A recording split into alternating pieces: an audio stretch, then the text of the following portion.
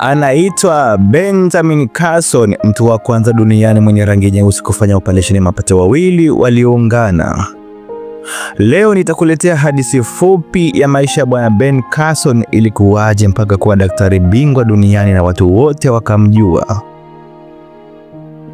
Jina lake halisi anaitwa Benjamin Solomon Carson. Amezaliwa tarehe 18 mwezi wa 9 mwaka 1951. Kwa sasa ni daktari mstaafu wa upasuaji wa neva, msomi, mwandishi na afisa serikali aliyestaafu wa Marekani, ambaye alihudumu kama katibu wa 17 wa Marekani kwa masuala ya makazi na maendeleo ya miji kutoka mwaka 2017 hadi mwaka 2021. Mwanzilishi katika uwanja wa upasuaji wa neva, alikuwa mgombeaji wa urais nchini Marekani katika mwaka wa 2016 huku akiwa mgombea wa chama cha Republican. Carson ni mmoja wa hafidhina weusi mashuhuri zaidi nchini Marekani. Benjamin Solomon Carson alizaliwa katika eneo la Detroit, jimbo la Michigan. Mama yake Bibi Sonia Carson aliacha shule akiwa daraja la 3 tu na kuolewa na Robert Solomon Carson aliyekuwa mchungaji mzee zaidi katika eneo la Tennessee. Wakati huo mama yake Ben akiwa na umri wa miaka 13 tu. Wakati Carson akiwa na umri wa miaka 8, wazazi wake waliachana na jukumu la kuwalea watoto likabaki la mama. Mama yake Carson aliachia kuwalewa Benjamin na kaka yake Curtis. Alifanya kazi katika sehemu 2 au hata 3 mara moja ili aweze kutosheleza mahitaji ya watoto wake. Mwanzoni Carson alikuwa na maisha magumu shuleni, hali iliyopelekea kuwa wa mwisho mara kadhaa katika darasa lake, kuchekwa na kudhalauliwa, na hali hii ikamfanya Ben Carson kuwa mtu mwenye hasira kali sana. Akiwa amedhamiria kubadilisha maisha ya watoto wake, mama Carson akazuia muda wa kuangalia TV, kumzuia kutoka nje Bwana Ben Carson hadi pale atapokuwa amemaliza kazi zake za shule, na zoezi hili likawa likifanyika kila siku. Mama yake Carson hakuishia hapo, alimtaka kusoma vitabu 2 kutoka maktaba na kuandika taarifa juu ya vitu hivyo kila wiki, bila ya kujali elimu ndogo ya mwanae, umri mdogo wa mwanae. Alifanya hivyo, lakini kwa wakati ule jitihada hazikufua dafu. Yani jitihada zilizofanya mama Carson ziligonga mrama. Lakini mapema Carson alimshangaza mwalimu wake na wanafunzi wenzake kutokana na maendeleo yake.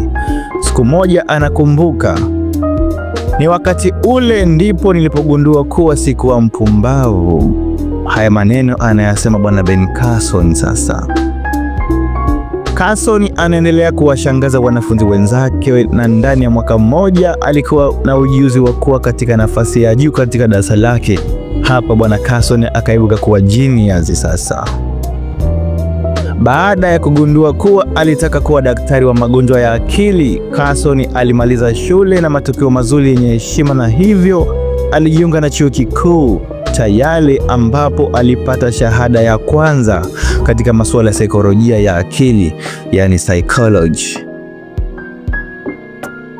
Baada ya kutoka Yale aliendelea na shule ya udaktari ya Michigan, ambapo hapo ndipo nia yake ya kuwa daktari wa magonjwa ya akili ilipobadilika na kuwa daktari wa mishipa ya fahamu, yani nervous system.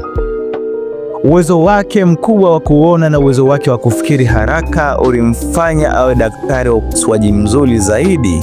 Baada ya kumaliza shule yake ya udaktari, alikuwa daktari wa mishipa msaidizi katika hospitali ya Johns Hopkins katika jimbo la Baltimore.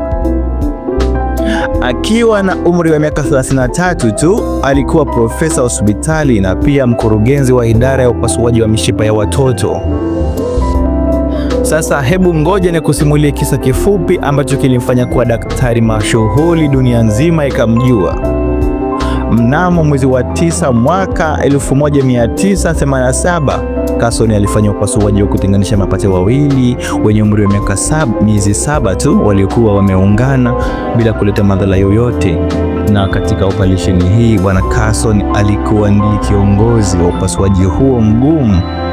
Upasuaji huu ulimpa sura mpya kabisa kwenye ulimwengu wa dunia yote, na watu wote wakaanza kumjua kwamba kuna daktari bingwa anaitwa Ben Carson. Mwaka 1997 Carson pamoja na timu yake walienda Afrika ya Kusini kuwatenganisha Lucas na Joseph Banda kutoka Zambia.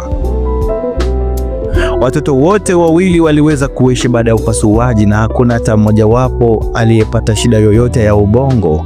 Watoto hao wa Banda walikuwa ni watoto wa kwanza walioungana kwa upande wa juu wa vichwa vyao kuweza kuishi bila ya upasuaji.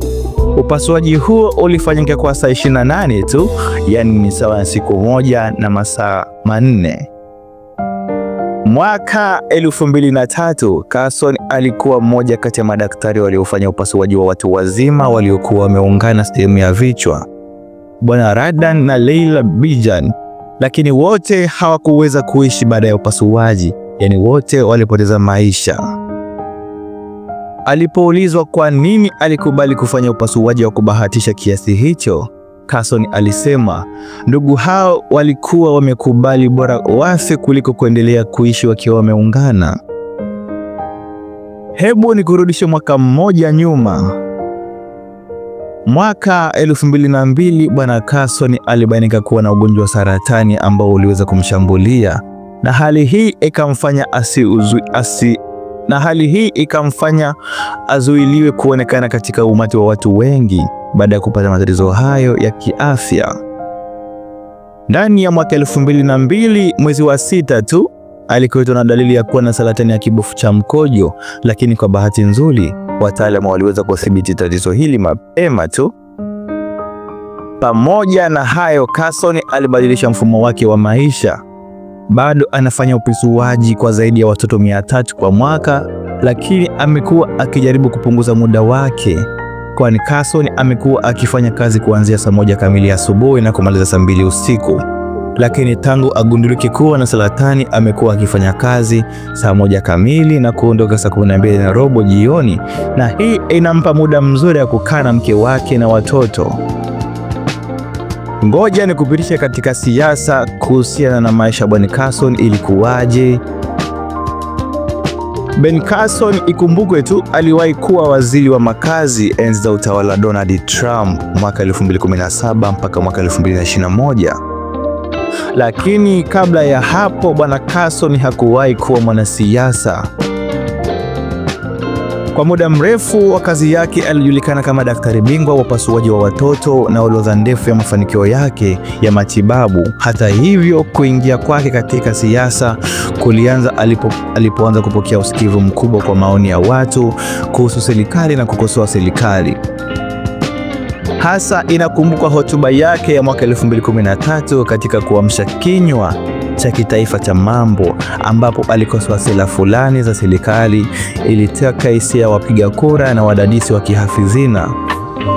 Watu walianza kumsihi kugombea wadhifa huo, wengi wakivutiwa na jinsi mawazo yake ya kutatua matatizo ya imani ya wanabinafsi ya watu wengi, huko yakitafsiriwa kuwa ni maono mapana kwa watu wa Amerika.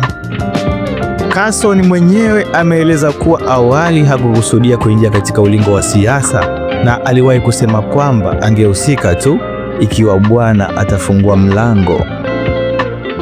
Katika miaka michache iliyofuata, kadri wasifu wake ulivyokuwa kupitia kuzungumza hadharani na kuonekana kwa vyombo vya habari vya kihafidhina, hatimaye alichukua hatua ya kuzindua rasmi kampeni yake ya urais mnamo Mei 4 mwaka 2015 katika hafla katika mji wake wa Detroit, huko alikozaliwa. Historia ya bwana huyu kwa ufupi inaishia hapo, lakini ngoja nikuache na makala fulani ambayo iliweza kutengenezwa miaka ya nyuma kidogo.